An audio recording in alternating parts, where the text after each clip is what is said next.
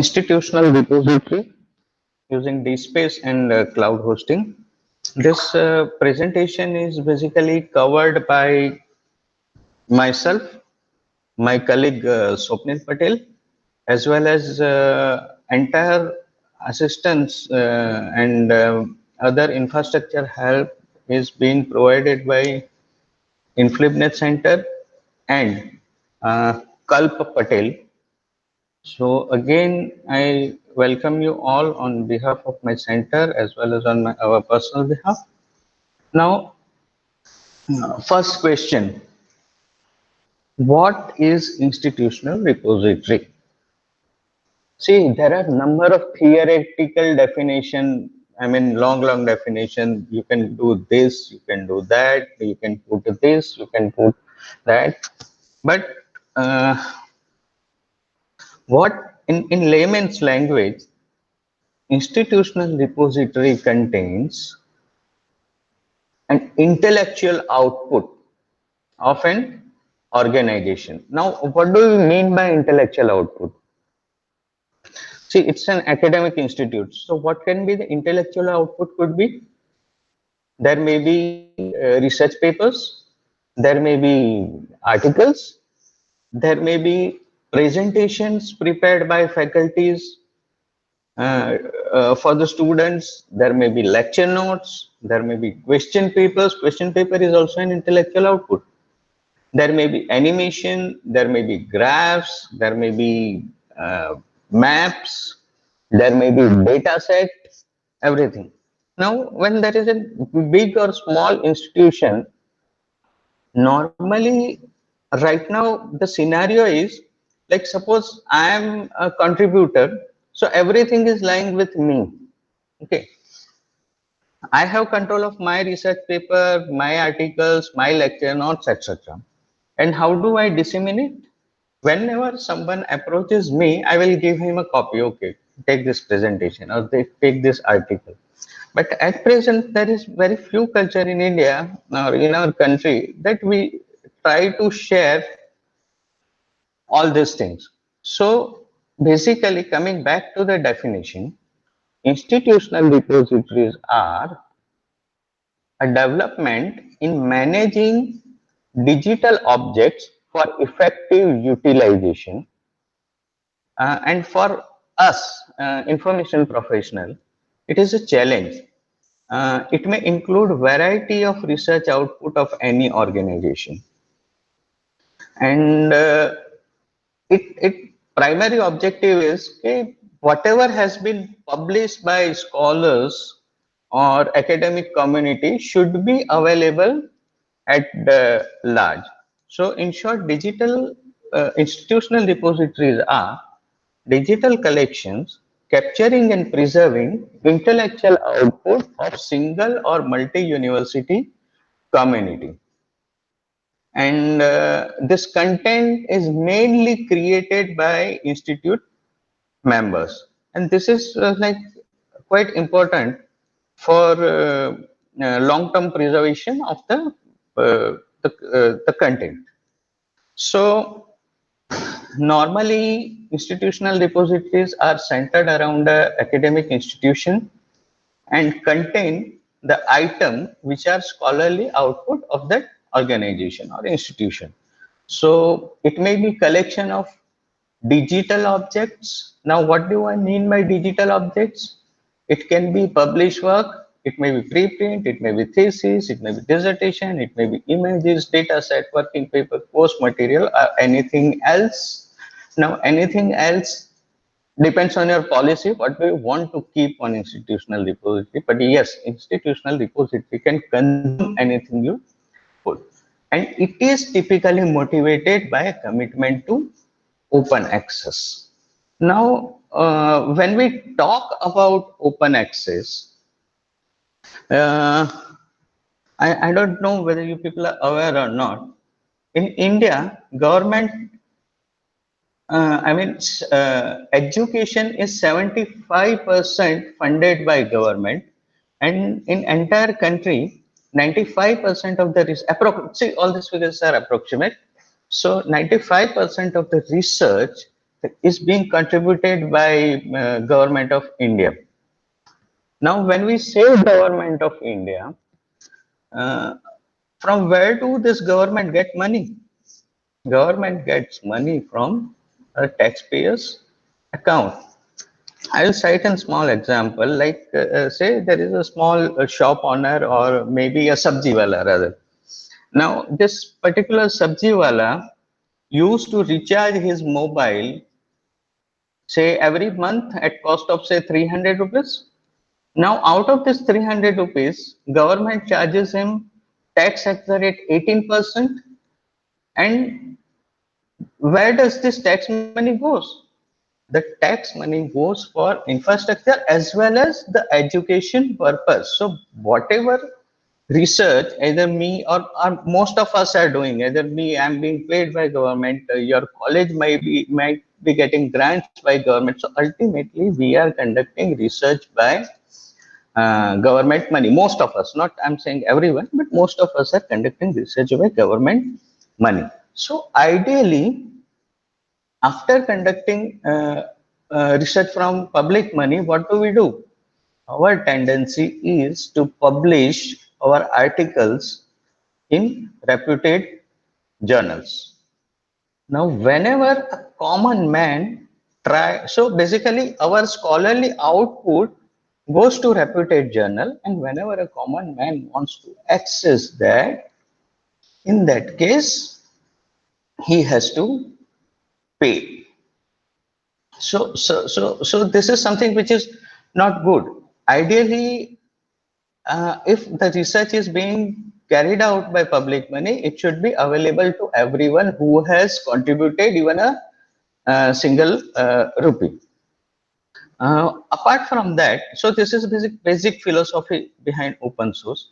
Apart from that, article in open access have greater impact in terms of citation rates than those published in subscription based journal. So idea is, suppose if you put, say I have written an article in a nature journal, right, or in say IEEE journal. Now who is going to read that? It will be read by only those persons who has subscribed IEEE or Nature. So automatically my reader base has been reduced, and definitely I will be not getting more citation. So suppose if you want to get more citation of your article, the idea is to make your research article widely accessible by any means. That means I have to put my article in open access. So either my personal website or my institutional website or my institutional repository. Now I have a question. Just ask yourself. Suppose I have article in Nature. No, my article has been published in Nature. Can I put it on my personal website as soon as it get published? Say, right now I'm not able to get feedback from you, but I'm sure that 80% of people will say no. There will be a copyright issue. Publisher will not allow you to do that. See, this is not a thing. According to one study, somewhere around 82% of the world, 82% publishers of the world allows you to put your article in open source. How do you get this information? Somebody may ask. I will take you to one site. Mm-hmm.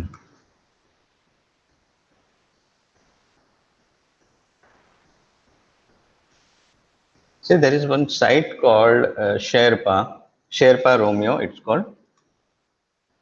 This again, please note that this site is going to get upgraded on 31st July 2020, and site address will be this. Now, suppose if I am typing nature, okay, what does this site contain? this site contains the publishing policy or copyright policy of all reputed publishers. Let us see what does Nature people will tell. What does Nature tells? Nature is a yellow journal. Green, blue, yellow means green means you can archive preprint and postprint. Blue means you can archive postprint only. Yellow means you can archive preprint. And white means archiving is not supported formally. Now let us click on this and see. Okay. Now what this policy says, you can archive authors preprint. Okay. Now where you can archive? On author's personal website, institutional repository, and funder designated agencies. Then publishers version cannot be used. There is an embargo, and I mean, see, the idea is on this site you can see the policy of almost all reputed publishers. And suppose if you want to see the statistics, it will say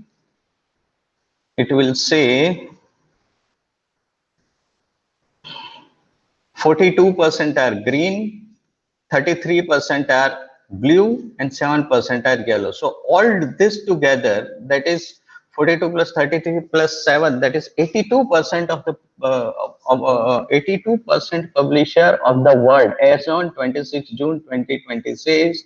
You can either archive preprint, postprint, and preprint and postprint both. So somebody might be thinking, okay, now this fellow is supposed to talk about institutional repository and why he is talking about that. But the idea is, I want to clear the background, because whenever you will establish institutional repository, who is going to contribute? Your faculties, your researcher.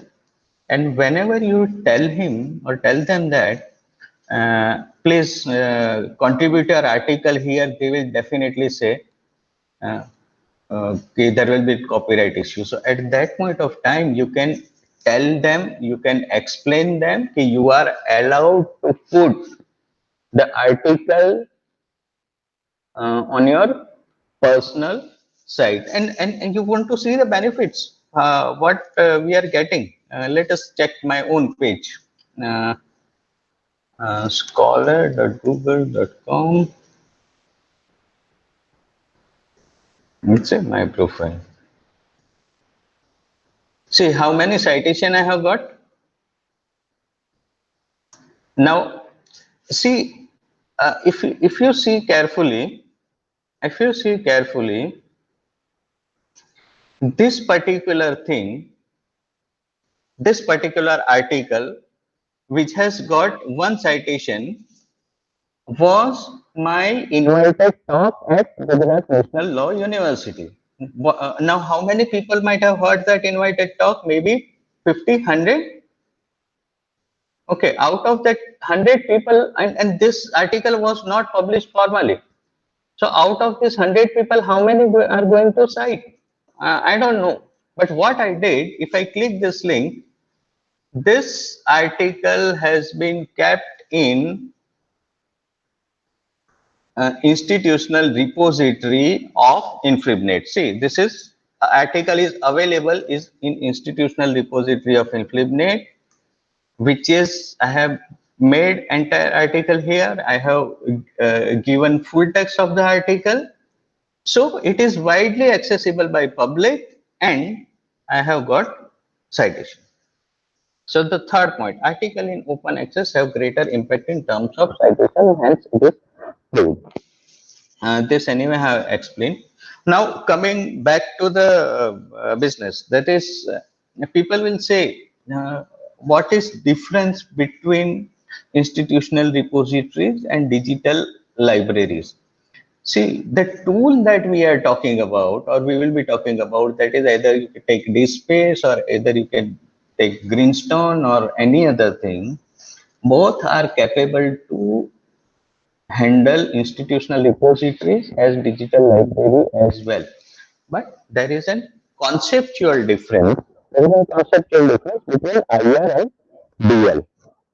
Normally, when we talk about institutional repository, they are organized around a particular institutional community, whereas digital libraries are same as your what you call traditional library, which is uh, conceptuated around a number of organizing principles, that is topic, subject or discipline.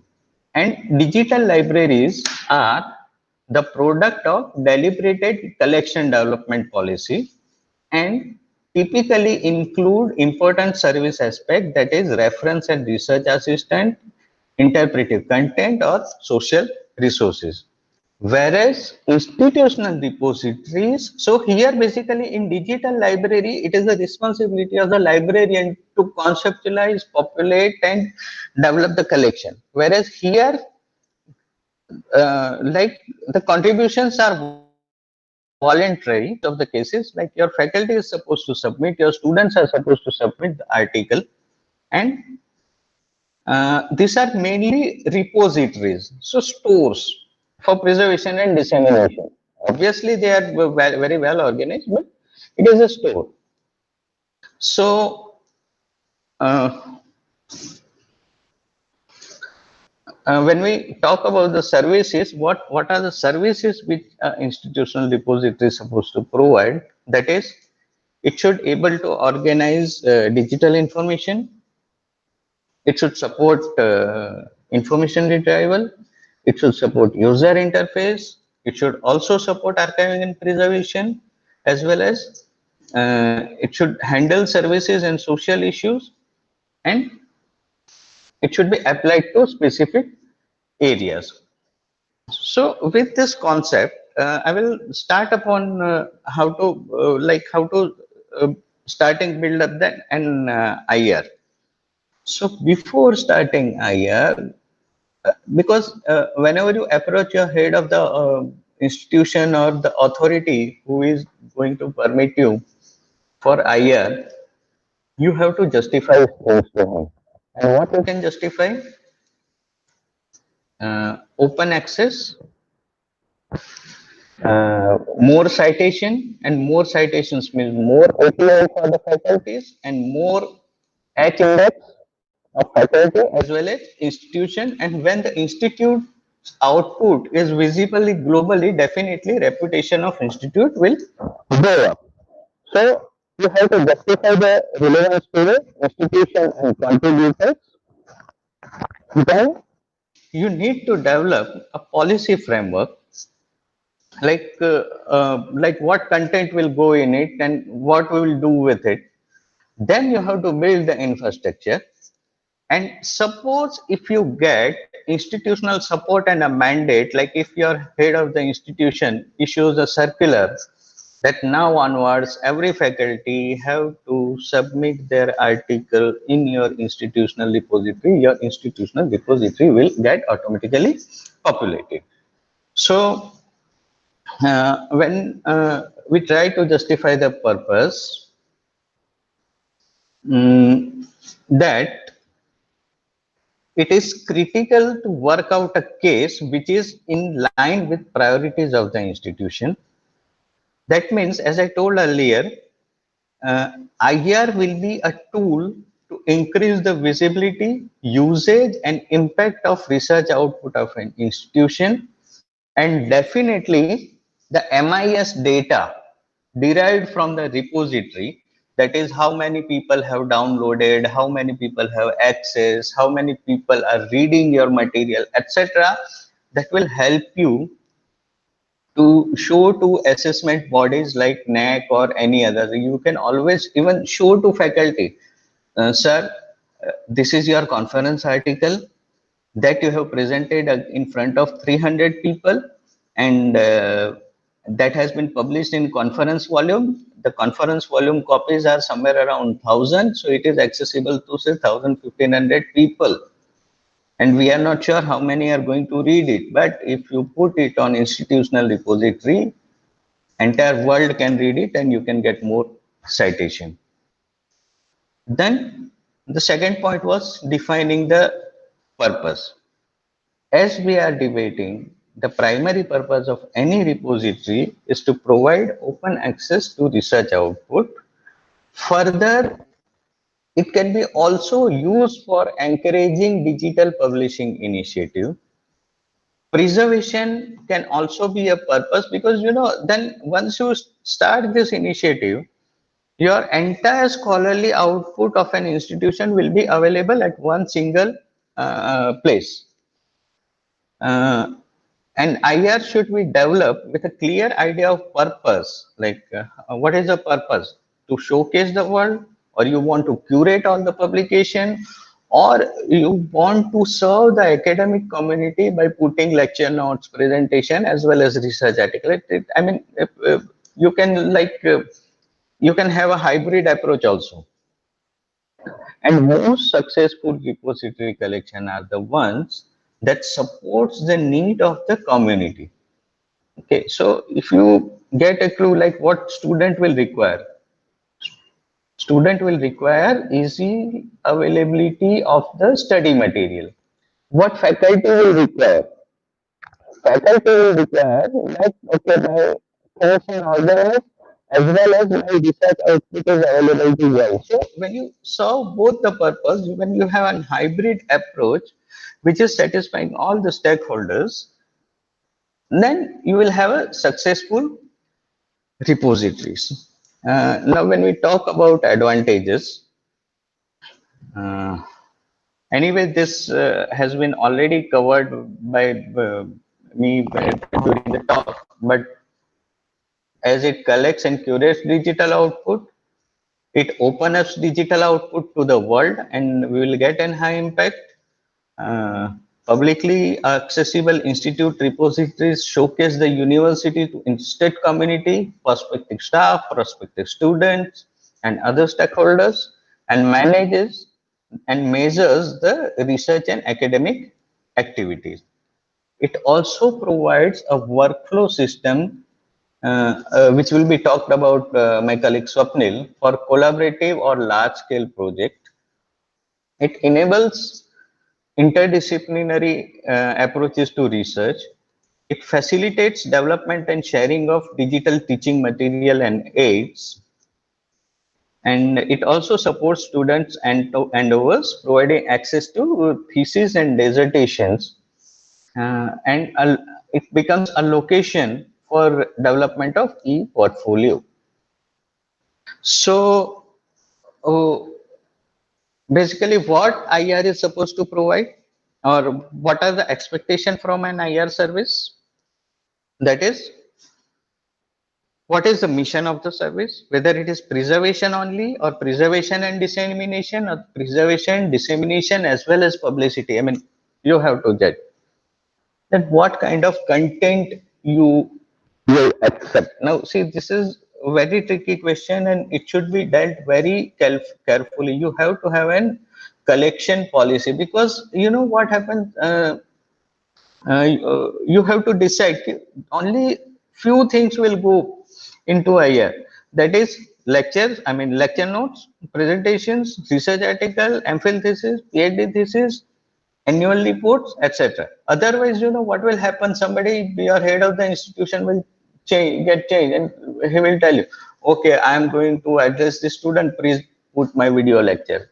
Then somebody will come and tell, please put a photograph of annual event. No, IR is not a place for putting photograph for entertainment events. It should be, you have to define a clear-cut boundary. Only intellectual output will go. Then you have to decide who are the users and stakeholders. Now, what responsibility the library will bear versus the content community, because This is also a very typical thing, because when you mandate all faculties that you have to submit your research article in your institutional repository, or when you mandate all the students, all the postgraduate students, that you have to put your project report in institutional repository. Say there are 500 postgraduate students, and when they will complete their term in suppose June, so you will have 500 what you call that, dissertation to be uploaded, or 500 project reports to be uploaded. Will you yourself will upload all those 500 dissertation? It will be very tricky, no? See, if you yourself will upload, then it is going to eat up your lots of time. You should not and you cannot do that. What trick should be applied? That there is supposed to be a user account for all the students, and user themselves should be able to upload, and librarian will only able to say approve or reject. So this kind of mechanism you need to, policy mechanism you have to think. What will be your top service priority? That also you need to think. What will be the short-term priorities and long-term priorities? That also you need to think. So as we are talking about policies, you have to decide what type of content that can be submitted to repository, who will be able to submit to this repository, what will be the criteria for determining a collection in the repository, who regulates, sets and authorizes membership. Because for students, they will be, you can restrict like that. Okay, for student they will be able to only submit to a particular community. For out, and they will be able to download everything, but for outsiders they will be able to see only metadata. I mean, it all depends on your policy. Then what will be the structure of the policy? Like, it should be around individual contributors, or around a subject, or by department, or what? And how the content will be deposited? As I told you earlier, will you mandate all the students to deposit your content? And there will be certain contents like annual reports and something else, or other publications by your institute, that needs to be directly submitted by librarian. So based on structure of the repository, like MPhil PhD thesis might be uploaded by students, research paper might be uploaded by faculties, and any other material, any other scholarly material might be uploaded by librarian himself. So like collection wise policy you have to define. Then, so when we talk about policy, there is a collection policy, then there is a management policy. Like what are the general rights and responsibilities of library? What type of metadata is to be used? Because say for a PhD, or I mean for a thesis, or for articles, there are differentiation in fields. You may need to use a set of particular metadata for thesis, a set of particular metadata for presentations, a set of particular metadata for research articles. Suppose if you are going to create a repository of music or pictures, in that case you need to have another set of metadata. So all this needs to be worked and decided before starting the repository. Although I'm not scaring you, all the helps are available, all everything is available on the internet. Even you can, there are certain sites by which you can define your own policy, and then you have to decide on access policy, like what will be the privacy policy of the registered user, what kind of content will be restricted to student, what kind of content will be restricted to outsider. Now there are certain articles which are having embargo period. Like for 6 months, you cannot publish it to world, but yes, you can within for that 6 months you can publish it to your own institutional community. So that kind of embargo needs to set.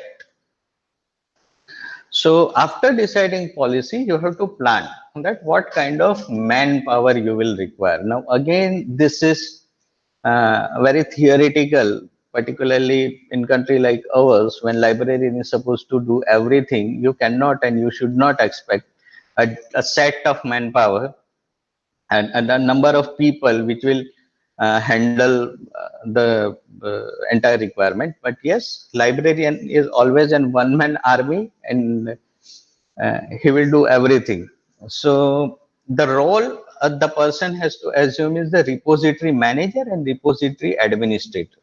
So repository manager is kind of person who manages the human side of repository, including content policy, advocacy, user training, and liaison, etc. And administrator is a technical kind of person who will handle implementation, customization, and management of the repository software, managing metadata fields, etc. So manager and administrator. Manager manages the human side, and administrator manages the technical aspect. And then once your repository is being created, you have to promote your IR. And there are four approaches. Theoretically, there are four approaches for that. That is profiling. So you need to positively brand your repository and publish brochures and newsletters and website. Like you might be aware of Shodh Ganga. Basically, what is Shodh Ganga? Shodh Ganga is National Repository of Thesis. But how it has been branded? Shodh Ganga. So you have to think of some name or something, some concept regarding that, and do a profiling of your repository. Then you have to use pull and push approach. In the pull approach, a contributor is encouraged by rewarding for depositing his work. Like there may be a name on your site. Okay, this fellow has reposited 10 articles, the maximum articles deposited in the month or something like that. And push approaches, the you have to explain the positive effect of the repository to the contributor. Like you can always tell contributor, as I have cited earlier, okay, for a conference paper you are having audience of only 300 people. But if you put say after conference is over, if you put same paper to your institutional repository, the audience will exponentially or rather say logarithmically increase, and you will be able to also see the user statistics, like how many time this article has been downloaded, and the person will really be thrilled when he will see, okay, my article has been downloaded 3000 or 4000 times. And definitely there is a correlation between number of download and number of citation. And then there is a consultation approach in which it can be done through surveys, meeting, informal conversation, etc. So these are the way of promoting your institutional repository. So far whatever we have covered, the key issues that we are going to address is faculty buy-in, that is engage your faculties or rather contributors. You have to have submission policies. You need to address intellectual property issues. You need to address the mediated issue of deposit, that is either it is mediated or direct. You need to address the issue of different type of metadata for your collection. Then you will have to address the OIPMH compliant system. That OIPMH will be handled later by my colleague Swapnil. Staff requirement and outreach and liaising service. So before starting, if you work on this, see, it is not very long work. This entire thing can be done within 1 or 2 days. Entire thing can be done within 1 or 2 days. Yes, your institutional approval might get might take time, but this can be done because lot of material are available in open access. So after doing this, when we start uh, to implement IR, what you should see, it should be cost effective, hardware, software, and maintenance. All you have to consider all three costs. Technically simple to install and manage. It should be robust. It should be scalable. Scalable means it should be able to handle n number of articles. Like if you consider Shodh Ganga contains 2.70 lakh theses, and each thesis is having on an average 10 files. So 2.70 lakhs multiplied by 10. This number of actual full text material it is containing. It is scalable. It is robust. It should be open, it should be modular, it should be user friendly, it should be multi-user, it should be platform independent, and it should be also able to handle the multimedia data. So widely used systems are at present, although we are going to talk about DSpace, you have Digital Commons, it has been produced by Berkeley. You have ePrints that has been developed by University of Southampton. Then Fedora Core that is by Cornell University in Virginia. It is a Fedora is basically flexible, extensible digital object and repository framework, and the DSpace. Now, DSpace is quite popular in our region because of its users, because as more and more people are using it, you will get more and more inputs, you will get more and more collaborations. If you have questions, definitely there are person to answer. So more on DSpace, I will switch over to my colleague Swapnil. Thank you very much. I will be joining you back.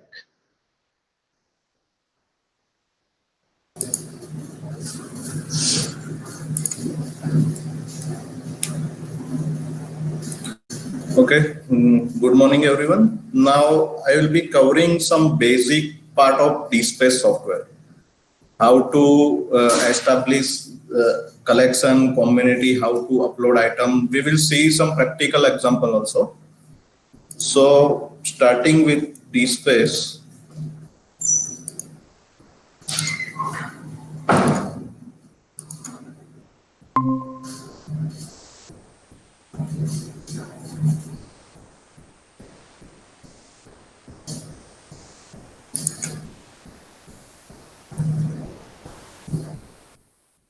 So, as Sir said, there should be some feature of institutional repository, right? So, DSpace fulfill almost all the requirement of institutional repository software.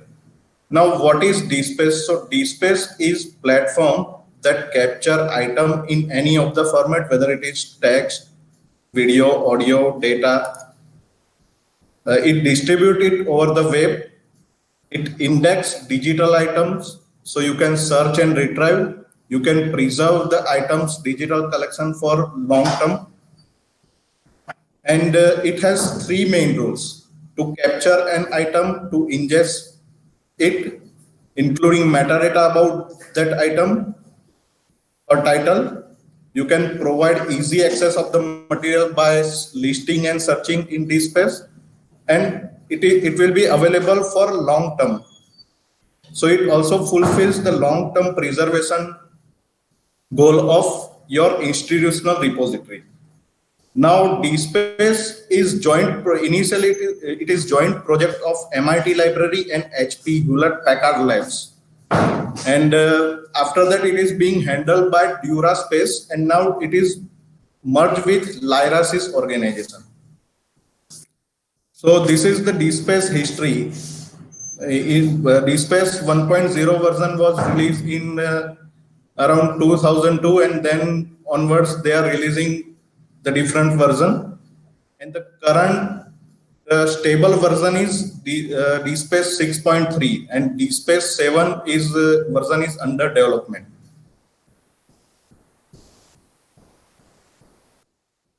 So key factor to DSpace adoption, because it is open source and freely available. You can download DSpace source from DSpace website, and you can customize your own and you can freely use that software. The next is great support network of current user worldwide.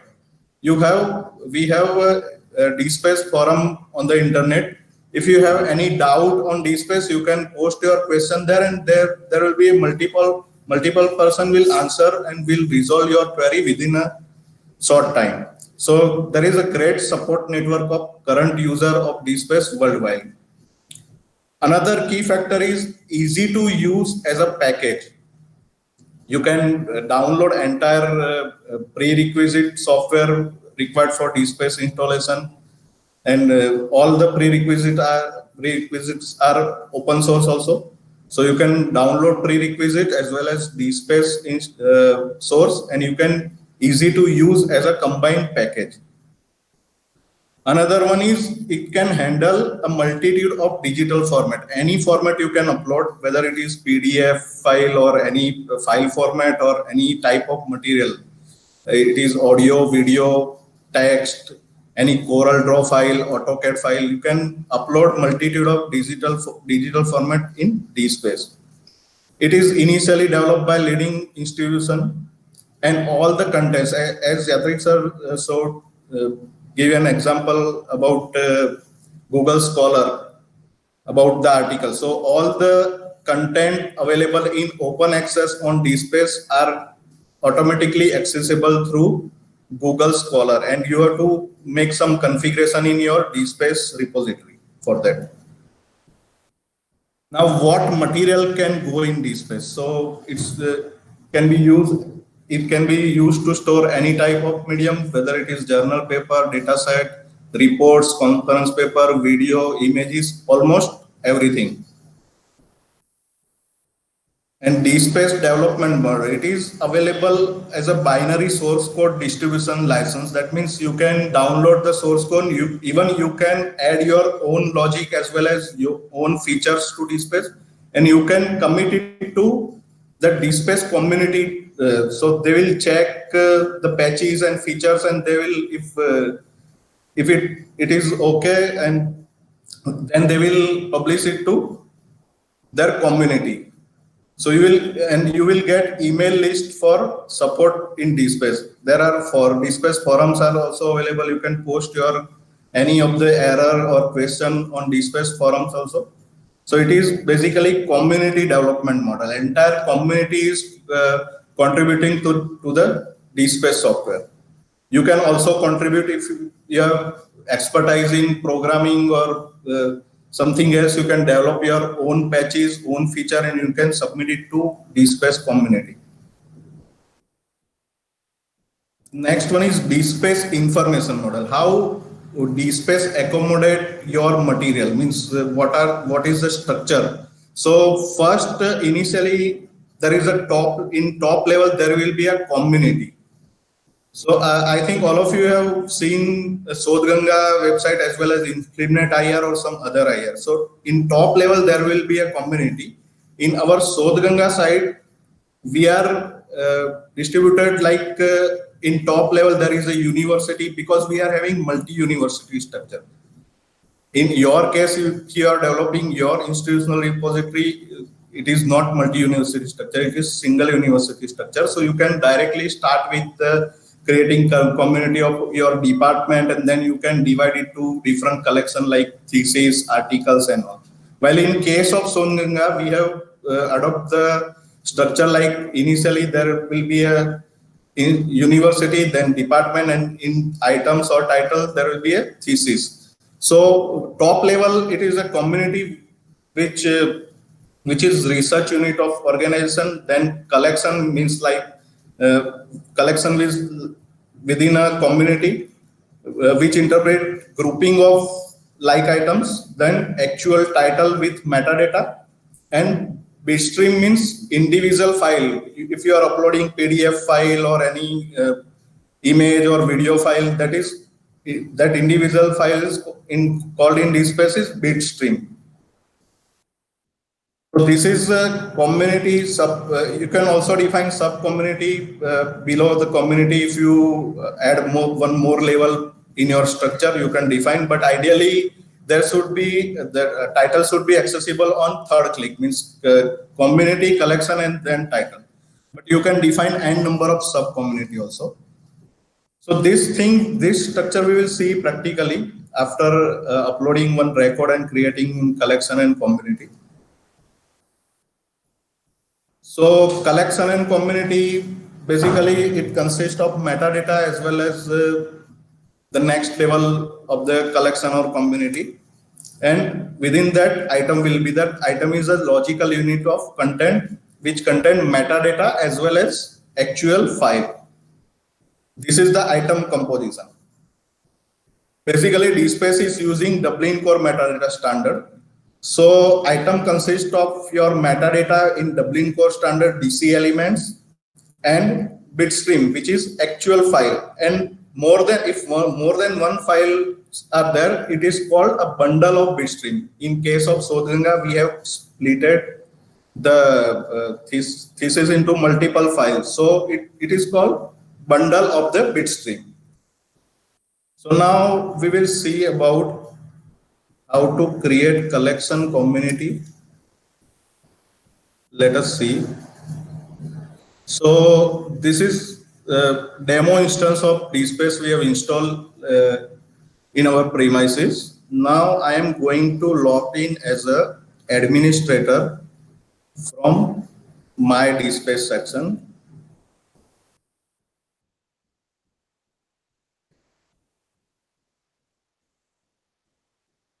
And here I am going to create one community. Within that I will create two collection and I will upload item in each collection.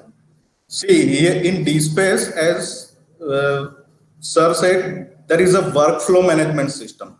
So in workflow management system, you can assign different role to different kind of people. If you have created some collection that involves reviewer, metadata editor, and final authority editing. So we can assign this workflow in DSpace. That will also see. I'm going to create one community. Here, top level community.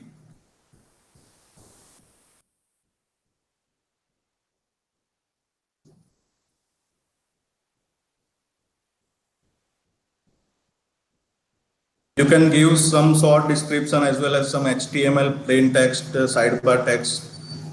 Here I'm not giving anything, just I'm giving name. You can also upload community logo. So this InfluxNet Center is community. Then I am going to create two collection.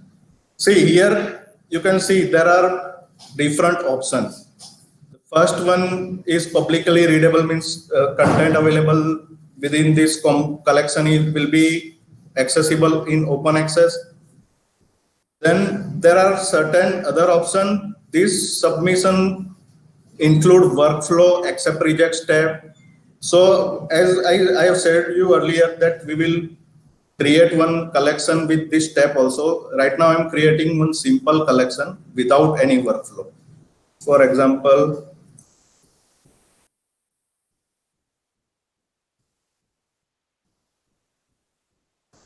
within InfluxNet, I am creating two departments.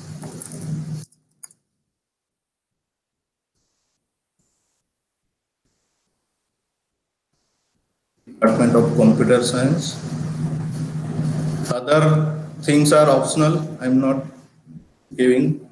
Now it will ask you who is authorized to submit within this collection. So right now I'm giving right to all the administrator of this repository which we have created. And now your collection has been created. Okay, now I am going to submit one title within this collection. So here you have to define authors,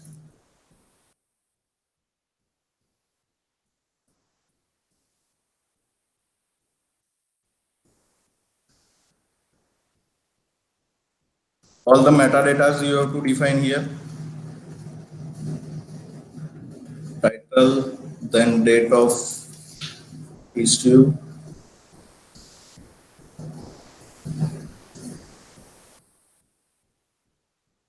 select type of document you are uploading, which is article, select language, then give the keywords, space, and here add more option will give you option to add multiple repeatable keywords and all.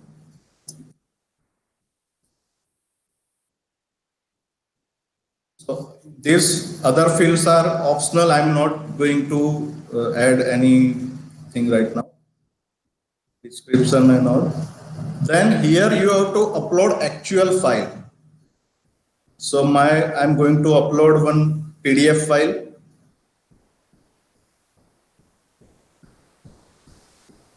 You can also attach multiple file.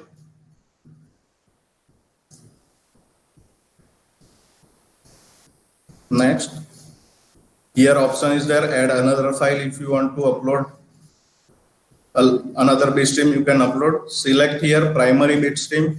This is your primary file. Next, here you will get the option to review your metadata. If it is correct, then click next and I grant the license. Now submission complete. So I am going to log out from admin account and browse the titles. Going to browse the titles. See, now this DSpace installation guide which I have uploaded is available in open access to anonymous user, and you can also download the actual file. Now we will see one example of workflow management, which involve multiple people like reviewer, metadata editor, as well as final authority, which will going to edit the article. So again, I'm going to log in as a administrator, and within same InflipNet community, I will create one more collection with workflow steps. Create collection, and here I will take all the options here, which include workflow steps.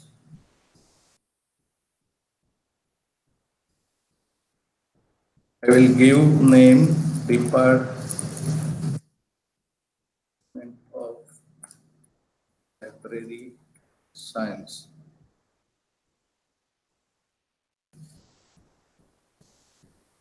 See here again, you have to authorize someone to submit. Again, I am assigning this to admin, all the admins. See, now it is asking you to add workflow, means reviewer, or who is responsible for performing this accept reject step. So here I am going to select one person to whom I have assigned duty of reviewing, initial review, right? Next, again it will ask you who is responsible for performing accept reject and edit metadata. Now again I will assign this thing to metadata editor.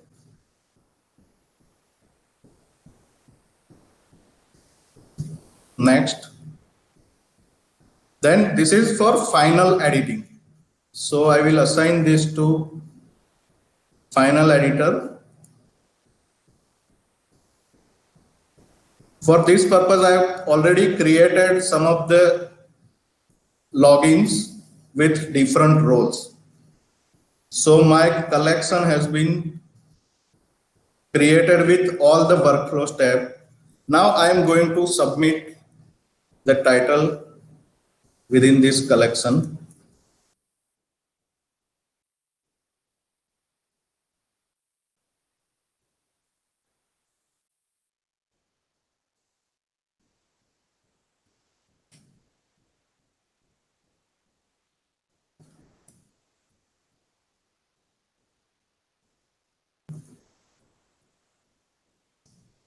Again, I am giving all the metadata.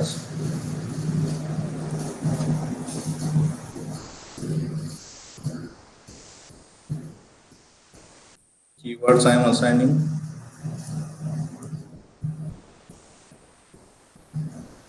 And now I will choose the file, actual PDF file.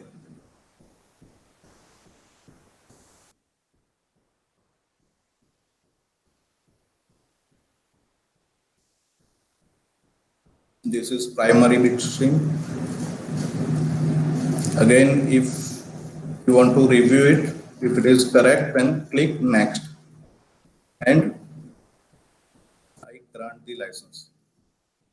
Now see, this is workflow collection. So you will get the message your submission will go through the workflow process designated for the collection to which you are submitting. See, now I am going to log out and I will check whether my article is available in open access or not. No, it is not available.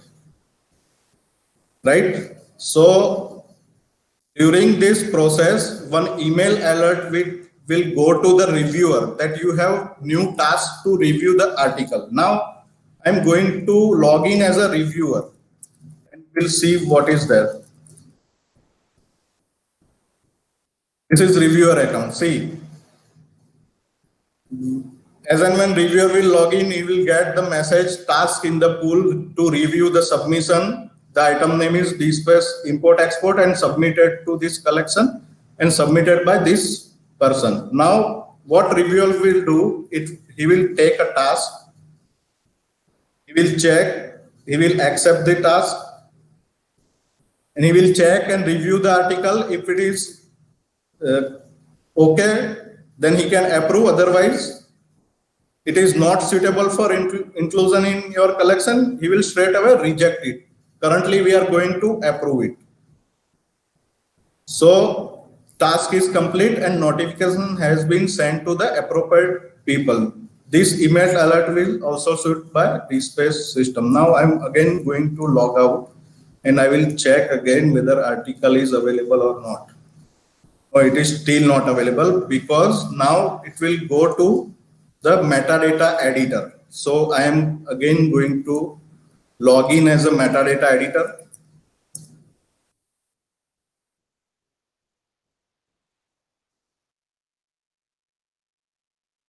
Here metadata editor will see this task to check the submission and he will take a task,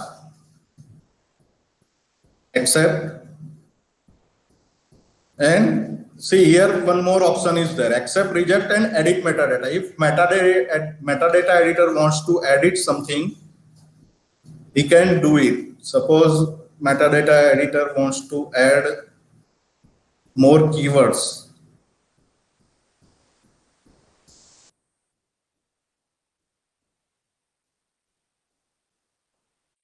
Next, he can edit entire article, metadata as well as file. And now metadata editor will approve this. Now task is complete and notification has been sent to appropriate people. Now it will be available in your final editor account. It will not be available in open access. Now final editor will get an email alert and he will log in as a with his right. Now task is final edit of submission. Take task, accept this task. See now this final editor is having only two options. He can't reject the article now onwards. So either he can commit this to archive, or he can edit the metadata as well as edit the full text also. He can upload more full text file also. So I'm going to commit it to archive. So now the submission has been placed in main archive, and it has been assigned to following identifier. Now it will be available in open access. I think it will take some time to, yes, it is available. It is got index. This article I have submitted. Metadata editor has given this extra keyword, and it is available in open access now. So this is workflow. If you are having enough manpower and you want to assign the workflow to different set of people, so you can define the workflow in your collection.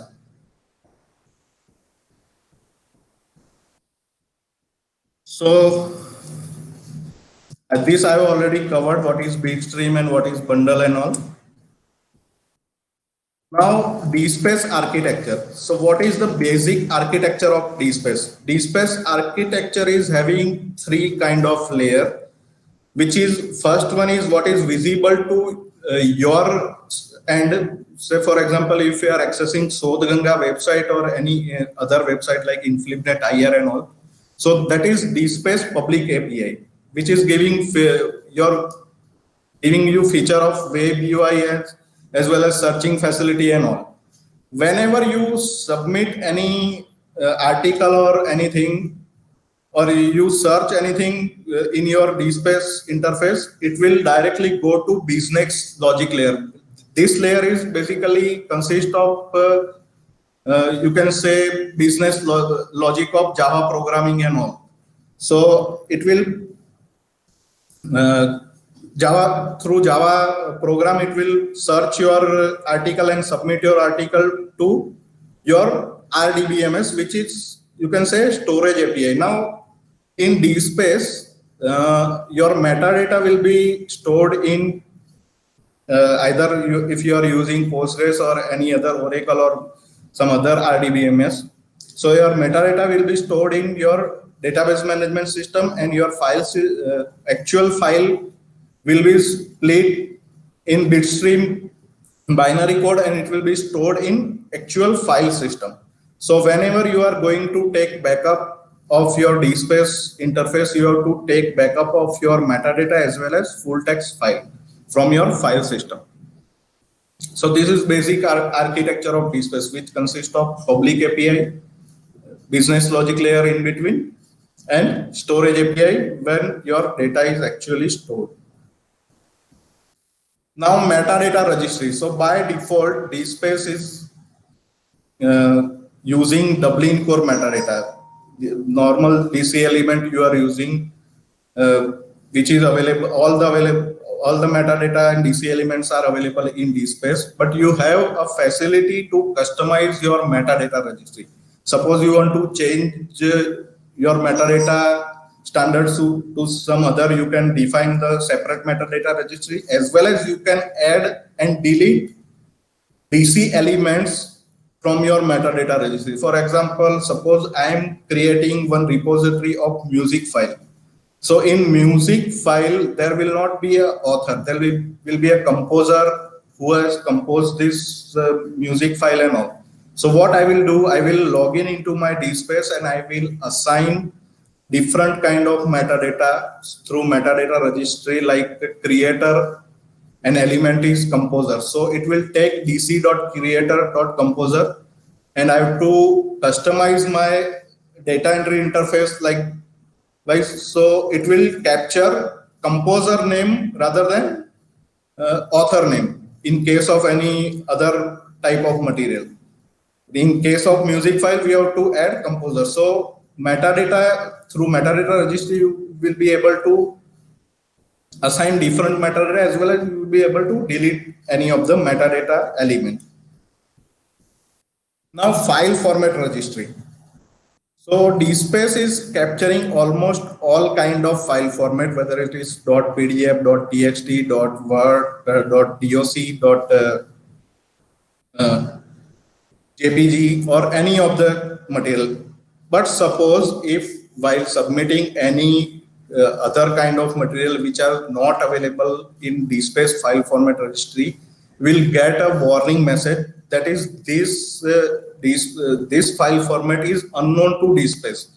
So you can straight away go to file format registry and you can add that particular extension and file formats. So from now onwards, DSpace will not give you a message that this format is unknown, and it will capture it as a known format and it will be available in submission. So this functionality is of DSpace file format registry. Now ePeople. All the DSpace account holder or DSpace user are called ePeople in DSpace. Whether it is administrator or reviewer or any other metadata editor or normal user account, if you have created to give some right to any of the collection administrator and all. An e-person, if permit, may log into the site. He or she can sign up to receive notification about changes to your collection. He or she can submit a new item in collection, administer the collection, and can administer entire DSpace site. So these are the roles available in DSpace for different kind of ePeoples. Now authorization. There is a facility in DSpace. You can restrict some of the title as well as some of the collection as well as some of the community. Suppose you don't want to put right now it in open access, so you can restrict them. You can assign right to only account holder of DSpace. They can log in DSpace. They can only see the metadata, and it's whenever they are going to click on full text, it will be redirected to login page. So this kind of authorization policy you can maintain. Who is going to submit within this collection? Who is going to delete? Who is having right to edit the collection, like that. So this is in authorization policy feature of DSpace. Now ingestion, how to upload any content into DSpace. So there are basically two steps are available. You can directly go to the web-based submission, which I have shown you earlier. This is one-time process. You can go through workflow procedure also. And suppose you are having metadata in the CSV or some compatible format, you can upload. You can process the batch import and you can upload many of the metadata at a time. Suppose you are having full text and you are having metadata in your Dublin Core standard. So you can also, by using DSpace import command, you can also do a batch import of entire collection or entire community or multiple of titles. So basically ingestion include two steps. One is batch import and another one is web-based submission, which I have shown you earlier. This workflow step I have practically I have demonstrated you. It will go to step 1, step 2, then edit metadata. Again, it will go to this particular person, and finally it will be available in archive. Now search and browse. So basically, you can search through any of the metadata which you have uploaded in your DSpace, and by default, title, author, date, collection, community, and subject search is available. You can, if you wish, you can customize and you can add more browsing parameter also, and even full text can also be searched through your DSpace. For example, if you are not given any of the keyword and any of the particular thing in your metadata, but that particular word is available in your PDF. So DSpace will provide you that PDF as well as title in your search result. This word is available in PDF, like that. So no need to worry about that. Within full text search is also possible in DSpace. Now handle system. DSpace is having facility to assign a persistent identifier which is called handle in your repository. For example, we have subscribed for one, we have for Sodhganga we have subscribed for this handle system. In this handle system, first of all, you have to apply for one unique number which is available from CNRI handle system organization. Now, for example, here, if you can see 10603, that is unique identifier of Sodhganga site. Now, suppose I will type hdl.handle.net/10603/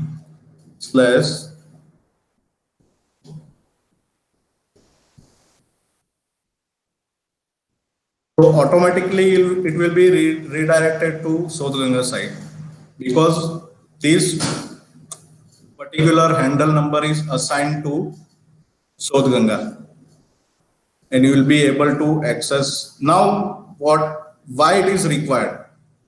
Why this unique identifier is required?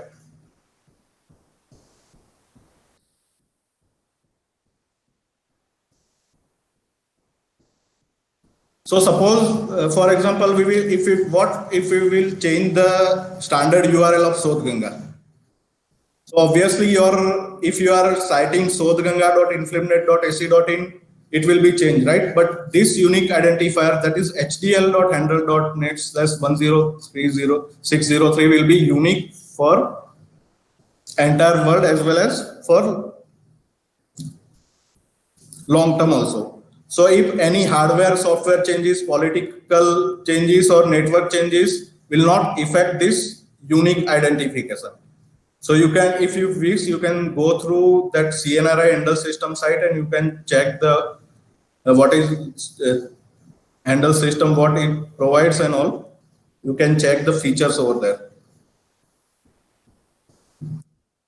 Now OAI PMH. So OAI PMH is Open Archive Initiative Protocol for Metadata Harvesting. Basically, it is providing facility to harvest metadata from DSpace repository. Suppose you have installed DSpace and you have enabled this feature, any of the person in the world can harvest your metadata to their site.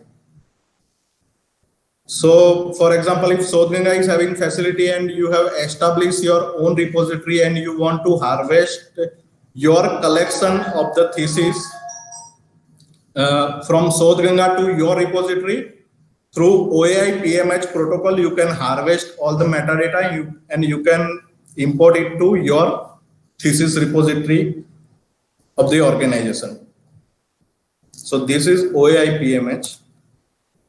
DSpace is having facility to generate different kind of facility, like number of item, facility to different kind of statistic, like number of item archive, number of bitstream view, number of collection view, number of community view, popular search, keyword, top 10 search article, top 10 search thesis, like that.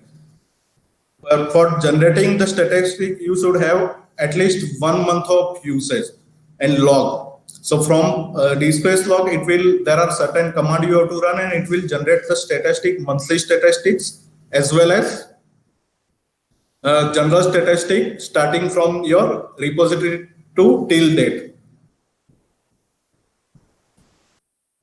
The areas one can customize. What you can customize in DSpace? So you can customize submission process, like suppose you want to reduce the number of steps and you want it in one form or one step only, so you can customize that flow also.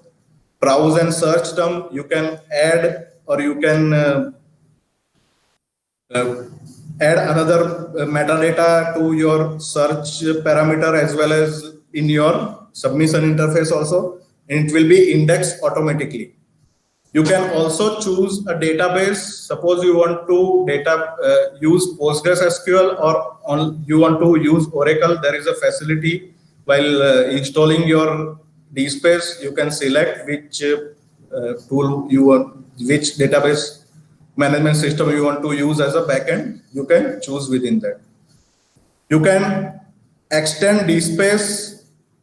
You can push and pull content from DSpace. You can use any public API available, any other third-party API available in public platform. You can fetch the data from DSpace. You can fetch the push and pull content with OAI PMH, and you can also customize your user interface. Like we have customized our in SothGanga, our requirement is different. So we have customized our homepage and we have put the required information regarding SothGanga and all in our homepage. So you can also customize user interface. You can put your banner, logo, header, footer, front, top news, side news of collection community or your homepage. So this area can be customized in DSpace. So now I will hand over to Yatrik sir for giving brief about cloud hosting.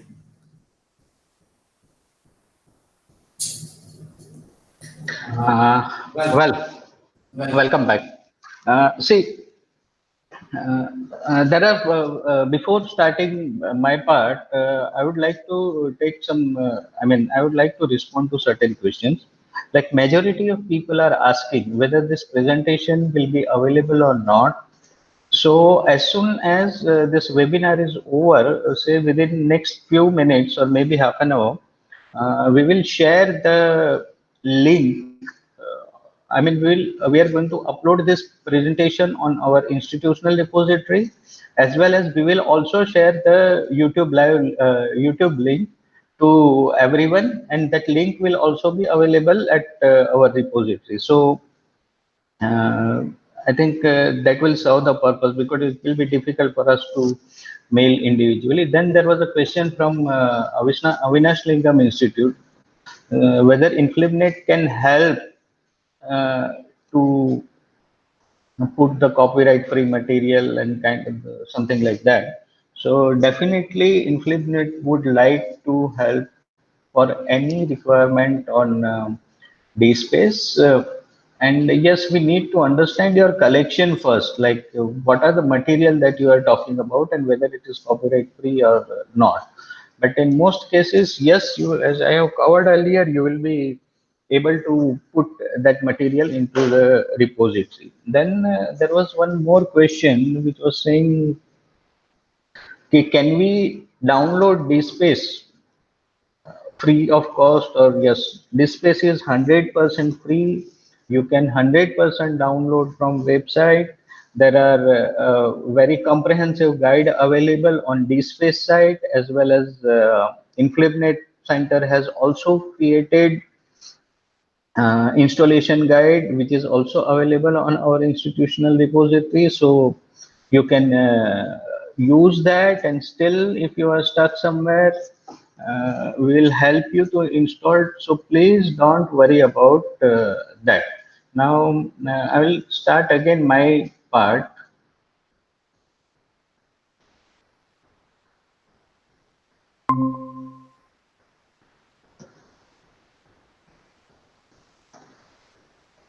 So before see, again there will be a question why he is talking about cloud, because you know, right now if you see, the librarian is stuck whether he should get expertise in installation and creating infrastructure and like install DSpace himself or herself and populate it, and plus he has to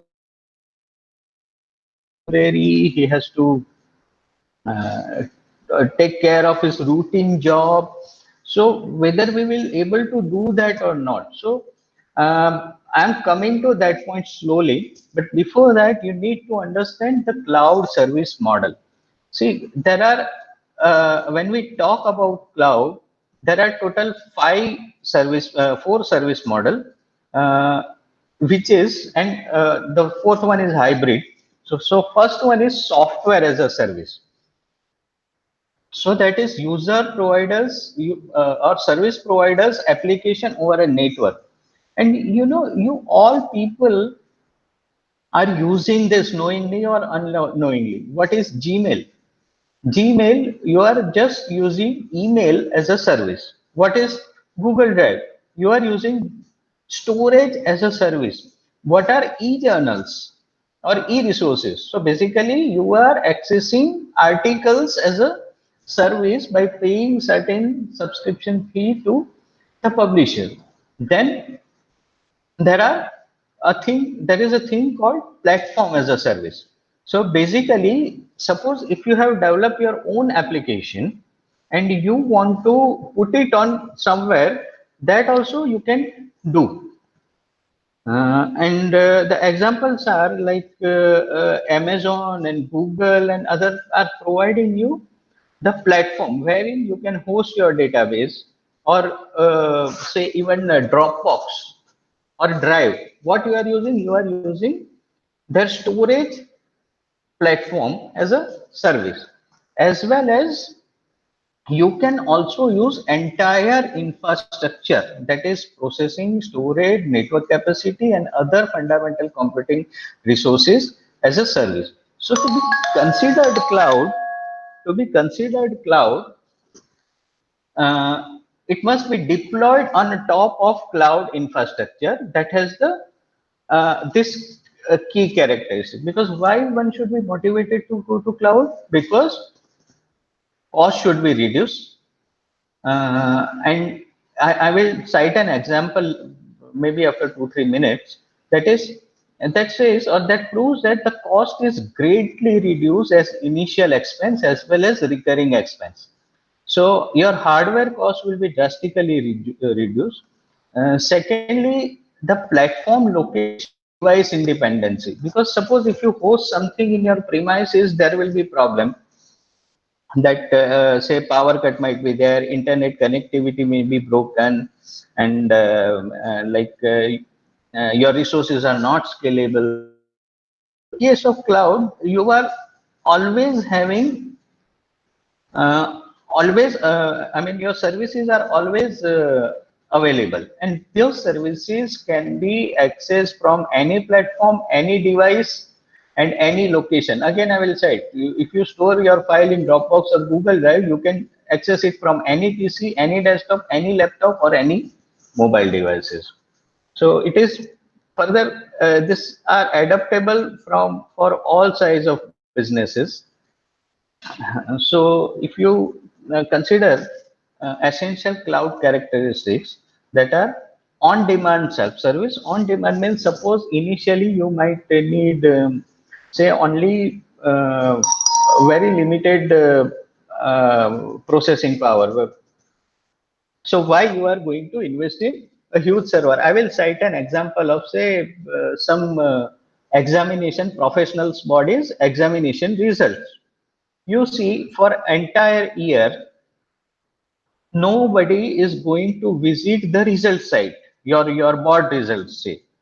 For entire year, nobody is going to visit the result site. And whenever the results are published, there are lakhs of persons who are trying to log onto that site and access the resources. So suppose if you buy a server, considering that, okay, there will be 2 lakh users at a given point of time, you will be spending huge money. And when this server is going to use, maybe for a week when the result is going to publish. So your money utilization or cost utilization is not optimum. You are just spending 15 lakhs for 2 or 3 days. Rest of the time it is mostly sitting idle. So what is the solution? Can you think of something? There will be a small server which will be hosted, but whenever the result is supposed to declare, there will be say triple or quad number of processors and quad number of bandwidth allocated to them, and as soon as the result are over, all will be taken back. So only thing you have to pay is only for the time or cost which you are using. Further, so that also covers resource pooling. Further, this your service should be measured, so you can be billed accordingly. You should have broad network access and rapid elasticity. So it should be like scalable on demand. So potential benefit of cloud services are enhanced service accessibility. So access to services which are otherwise unavailable, access to services with multiple access devices, from even scale down devices. See, you can access Google Drive file from a very Android, very basic mobile to a very high efficient server. And technically speaking, you will get professional. You are sure that okay, मेरा data Google में है, I don't need to worry about. और मेरा data service provider के पास है, I don't need to worry about, because they will. It's not going to loss. So it should be backup and recovery services are being provided. It is scalable. It is convenient, as well as from user rights point of view also it is convenient, and financially it is very cost effective. I will show you one calculation, and before that I will say if why library should adopt cloud, because libraries are having service oriented mission that they are in position to adopt the cloud computing.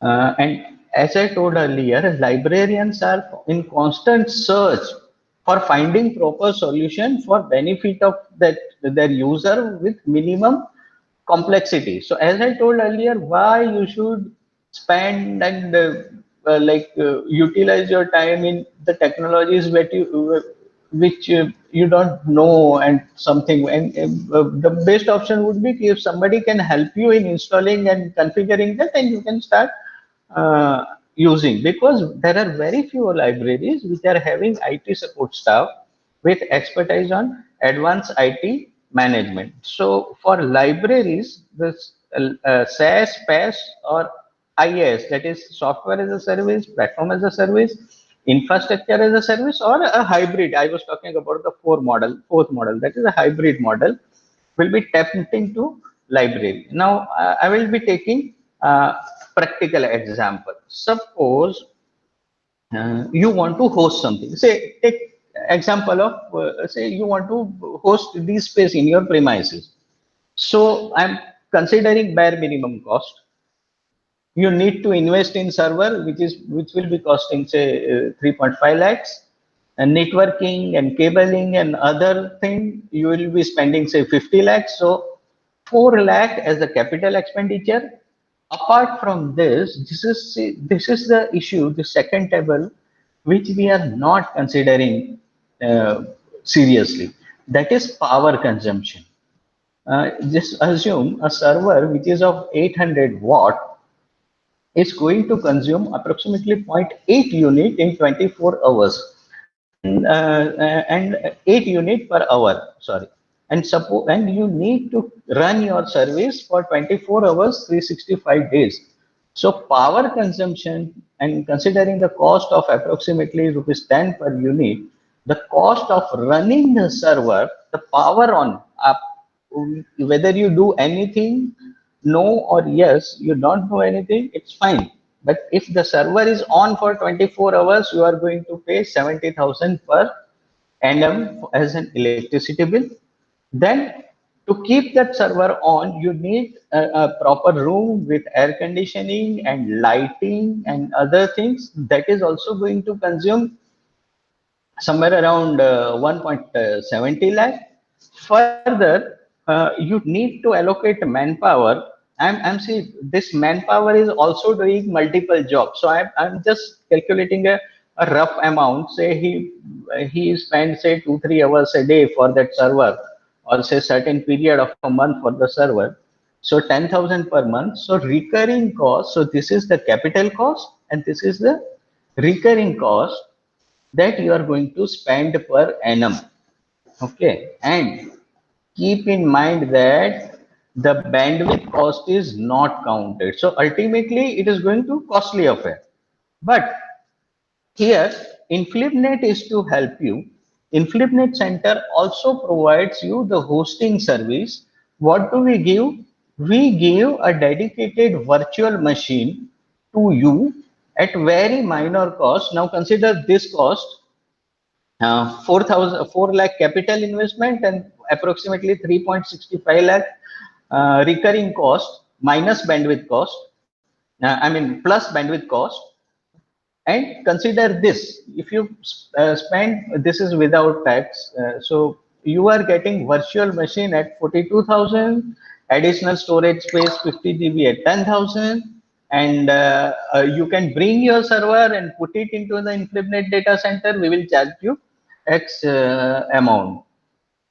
And so this is only for the infrastructure. Now, if we talk about service, we can help you in installation at the cost shown in the table. We can do customization for you, and just consider a cost and try to equate with your monthly salary.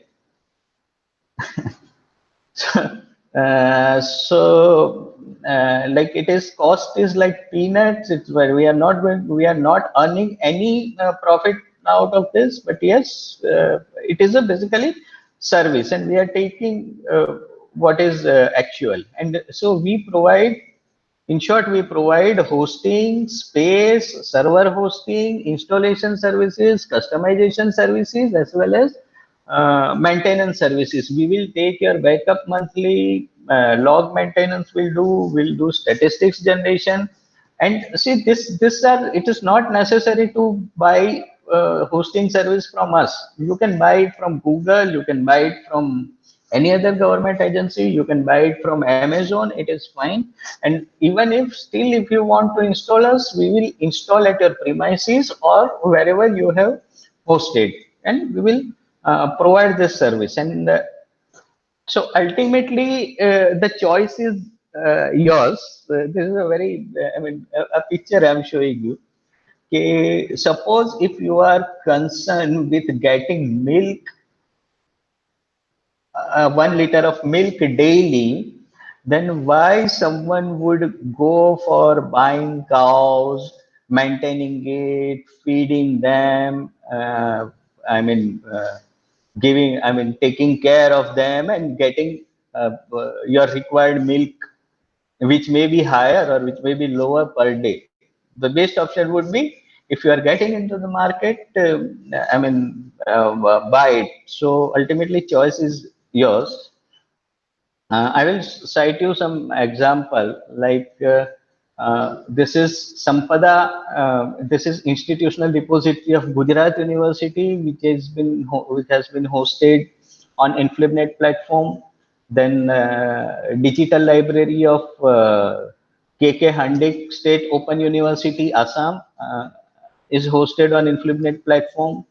Mizoram University Library, Digital Repository of Mizoram University is being hosted in InflipNet platform. Then Gulbarga University's institutional repository hosted on platform, and here we have provided all the services, right? Hosting, installation, customization, etc. at the cost that we have shown. Then these services are, see, Shivaji University, it is not hosted, okay, but we are providing, we have installed it and we have provided them customization service. So with this, I would like to end my presentation, and I will look for the questions maybe for next 5 minutes at YouTube. Any questions? Any questions?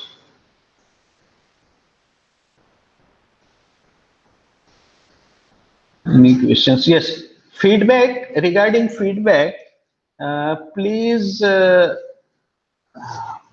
mail us to irsupport@inflibnet.ac.in. It's not only, we don't expect only feedback, but we expect, if you have any query, any questions, you can always be in touch with us. That Shashi Rawatji is telling, is there any free program provided by Inflibnet regarding the DSpace? See, this was one such program, and please keep visiting our website for further announcement, and definitely be in touch with us. We'll let you know as soon as the program is organized. So I think there are very few questions, or say rather no questions. So yeah, there is from uh, librarian. What is your opinion about live CD? See, my opinion is, or our opinion is, go for the thing with which you are comfortable. If you are comfortable with live CD, it is fine. It is fine, and it is a very good initiative. So definitely, we support any initiative which will put the content in open access. So you can use anything. I mean, it's fine. So yeah, librarian SVDU says right now our repository is locally hosted. Can we move it to Inflibnet? Definitely, sir. You can always move your repository to Inflibnet's hosting service. You are always welcome. And yes, I think we should end. Thank you very much. Thank you very much for to all. If you have any questions, anything, please mail to this irsupport@inflibnet.ac.in, and we will be happy to answer it. Uh, I again am thankful to my director for allowing us to conduct this webinar. I am thankful to Sri Hushamani ji for whatever support he has provided. I am also thankful to my colleague Swapnil and Carl for making this happen. Thank you, one and all. And yes, last but not least, you all participants who has carefully listened to us for over 101 minutes. Thank you very much. Good day to all of you. Thank you, Mohan Patel. Thank you, Mohan Patel, for compliments. Bye, everyone.